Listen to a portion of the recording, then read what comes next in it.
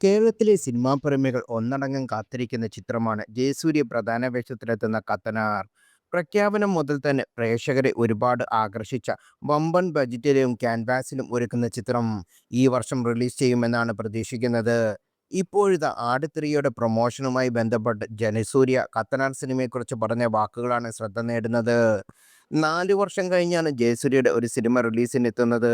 ഖത്തനാറിന് വേണ്ടി 11 സിനിമയോളം വേണ്ടെന്ന് വെച്ചാണ് ജയസൂര്യ പറയുന്നത്. 4 വർഷത്തോളം ഞാൻ ഈ സിനിമ ചെയ്യേണ്ടിയായിരുന്നു. ഖത്തനാർ എന്ന സിനിമയ്ക്ക് വേണ്ടി ഒരുപാട് സമയം മാറ്റിവെച്ചു. ഈ ഗ്യാപ്പിൽ 11 സിനിമയോളം വേണ്ട എന്ന് വെക്കേണ്ടി വന്നു എന്ന് ഖത്തനാറിന് വേണ്ടി.